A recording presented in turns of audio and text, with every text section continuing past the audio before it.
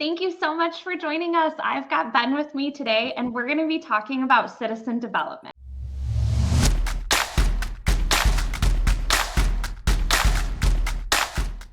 But before I dive into the questions that I've got for you, can you give everybody a quick introduction? Yeah, I'm Ben Bielski. I'm the 2 VP of Emerging Technologies at Productive Life. We've kind of have three areas of focus within my department: automation, machine learning operations, as well as proof of concepts. I've been with Protective now for about 7 years, and it's been a great opportunity, and it's been great to get experience to the insurance world as well. I think the insurance world has a load of opportunities, and so it's been a wonderful career there so far.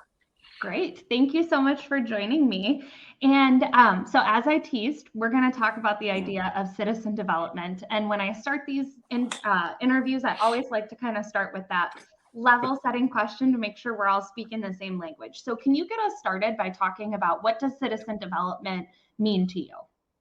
Yeah, well, I think first we'll kick off with what does Gartner or some of these other big organizations really define it as, and I think what you typically see is they define it as something along the lines of a user who creates new business applications for consumption by other development environments that are sanctioned by IT. Is kind of the clinical definition. To me, I think that's too narrow. I think what we're seeing today is citizen development is one piece, but it's a much broader citizen movement. And so I like to keep that definition a little bit more broad and really look at it as something as a utilization of someone working outside of a typical role and then augmenting them with a tool to overcome a shortage in that typical role that they're not a part of, and scaling that capability or scaling the capability. I like this way of defining it more so it's not so clinical, but also it encompasses some of the more recent movements within the citizen area that we've seen, such as citizen data scientists, which I consider kind of like a stepchild or step sibling of citizen developers. And I think this is a huge deal for a number of reasons. Like I mentioned, I think the scaling of opportunities is a big piece of that there. And I do think that's why we've seen a huge interest in the concept recently. Great. And so I'm going to kind of take that interest in the concept and this interest within the business and talk a little bit more about why is this something that is so attractive to business users within an organization? I think it's the first thing is the scaling. I think it's worth noting there. So there's a statistic, I believe, somewhere in the range of 61% of HR professionals say that finding qualified candidates is the main obstacle for development goals. And then somewhere in the range of 30% of IT roles will go unfulfilled in 2022. So there's a significant gap of qualified candidates that is making the delivery of business value very difficult. But that doesn't change the delivery demands that the business has. I think we're seeing on the markets today that there's much more competition, and businesses have a lot more demand that they're having to fill from their leadership to be able to succeed. And so they're having to find alternative methods to that. And that's, one aspect and one reason why citizen development is so interesting to the business. I think there are a couple other things there. One, they see it as an opportunity to increase speed. They see that they can move a lot quicker. They can be a lot more efficient. They can be a lot more innovative within the business itself. The other part of that is it actually might empower their individual users. And so there's a chance there where some of their business users are going to get a chance to get embedded, start to be able to develop things, really empower them, enable them, and really maybe get some more interest and maybe excite them a little bit more. They also see it as a chance to improve their cost effectiveness. So you provide non-IT employees with the ability to actually develop, and that's a much cheaper resource in a number of ways to be able to actually accomplish some of the same tasks. And one of the concerns that IT has, but in reality, I think what we've also seen is this also actually reduces the risk for something called shadow IT, where employees are really going outside of the IT sanctioned department and doing their own work. In reality, what we're doing is putting a structure around that and really giving them a safe space to be able to create some of these solutions that is within an IT approved area, that is not them going behind the scenes and really making some very, very bad decisions that is outside of the purview of IT. So you teed me up perfect for my next question. And it's, this all sounds so wonderful. So why haven't we seen more adoption?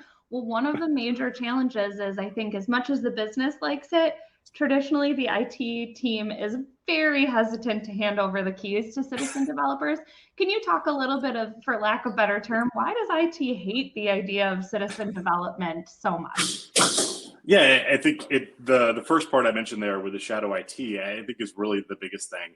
That's the bane of existence of all security and IT and audit teams in the world, is that there's some rogue department out there doing their own IT work that no one knows about, and it's causing all sorts of hectic issues.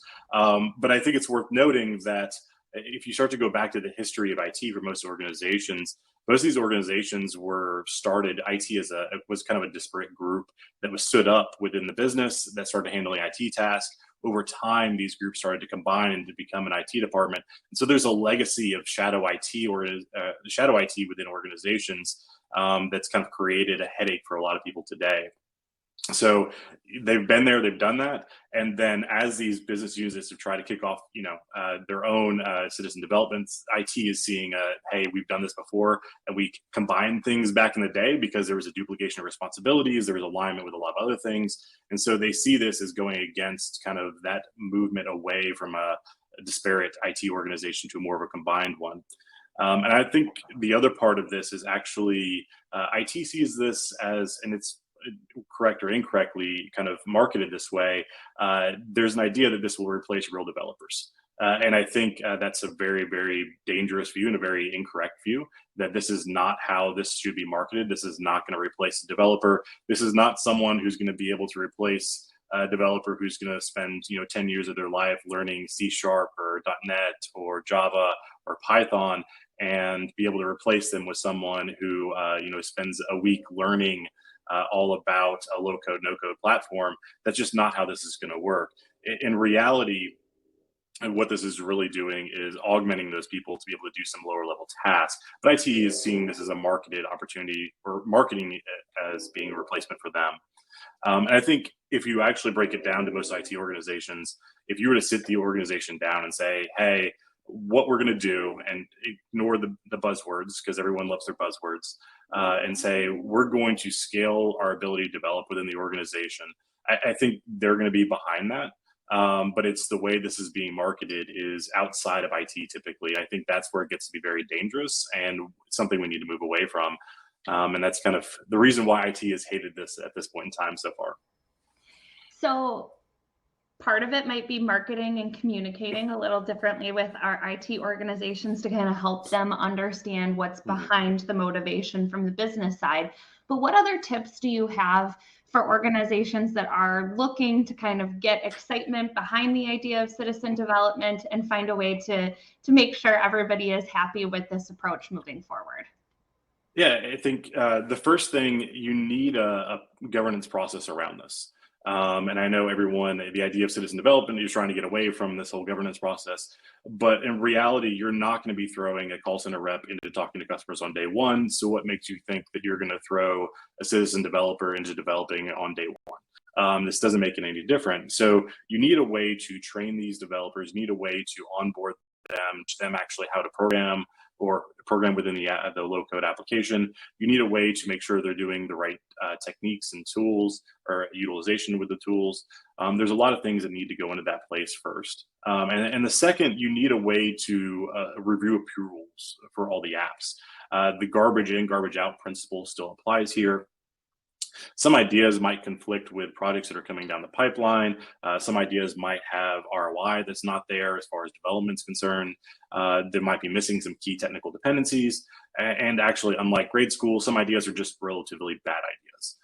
And that just needs to be pointed out. And as you're going through this, also you need to have something in place that's actually checking to make sure no code is being implemented that should not be implemented. So a code review process is very key here. IT does that already within a lot of their organization. So you need to put that in place as well for this, that someone is going through there and checking and ensuring that the guardrails are being followed.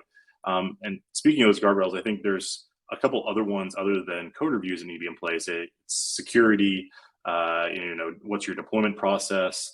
Things like that need to be kind of structured out there so that the users aren't putting themselves in places that they shouldn't be putting themselves in. And that takes a very mature IT organization. This is not something that you can do if you're relatively immature. You don't have a robust API platform. You don't have a lot of the structural and procedures existing within your own IT organization that's putting you in a place where you're in a good place. And then another item that we need to think about is operational support. I think, as we've seen with a couple other technologies, whether it's RPA or something else that may have started in the business, as you mature and you start to get more and more items in production, the idea of how do you support these items when they're out there becomes very key. You don't want to just leave it out there and have it just go wild and do something wrong 1,000 times. You need to be able to, continue to maintain it and monitor it. And then how do you actually maintain it once that person leaves? I think one of the things that IT has seen over the years is that someone in the business will develop, a VBA app inside Excel that ends up becoming a key aspect of the way that we do business. And then that person takes another job, and there's no one that knows how to be able to support it. And that puts that business unit in a really bad spot. And then IT is sitting there having to figure out, how do we go back and actually support this application at this point in time? And they spend a lot of time and resources around that. So as you're kind of coming up with your citizen development platform, you have to take that into account. Is what is your operational support model? How are you going to ensure that moving forward? If you do have, if you only have one person in your area that's actually doing development, how can you enable, more people to actually understand it and make sure that if that person leaves, you're not stuck. If they win the lottery, as we like to say, that you're not stuck holding the bag trying to figure out what to do. I think one other piece of this, a lot of organizations have legacy systems. And so the robust APIs that I was talking about may not be available. And so what you're actually able to accomplish with those legacy systems is very, very minimal. And so you need to be thinking about how effective your citizen development platform can actually be. As I look at, especially insurance, legacy systems is a key part of everything that we do. It still will be. Same thing with finance. You continue to see it there. And just these systems won't integrate well with a mainframe-based system unless you have a really robust set of APIs available. And so you need to be thinking about what's the expected benefit of this style of program. I think, kind of along the lines is, who are you actually going to be using to develop this? I think we need to be very brutally honest. Just because everyone can develop using low code doesn't mean that they should. These employees are typically going to be someone that is more tech savvy. They're going to have an interest in building new tools. They're probably very well versed in something like VBA within Excel. There's someone that has the curiosity to learn, and then there's someone that's going to be okay with a little bit of oversight in there to ensure that they're going down the right path. And I think that kind of sets you up in a good place. You're not going to just throw anyone doing this at the same point. And then one other thing is, kind of the projects they're working on. I touched on that a second ago, but I think it's worth getting into a little bit more. Really, we break it down into 3 styles of projects. There's an enterprise-wide initiative. That's really something that's going to be done by a development team.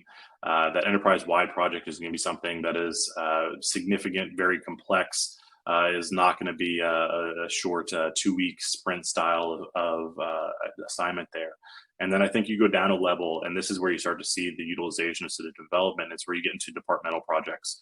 So this is usually a citizen development style project with guidance from a development team that's a little bit more oversight. And so these are going to be things that are going to impact everything within a department, but it's typically going to be siloed within that area. It's not going to go outside of there. It's not going to have you're not going to go from accounting to, actuarial or whatever other department. It's really going to be siloed in a specific team or department. And then finally, I think the area that provides the most opportunity is really the individual style citizen development.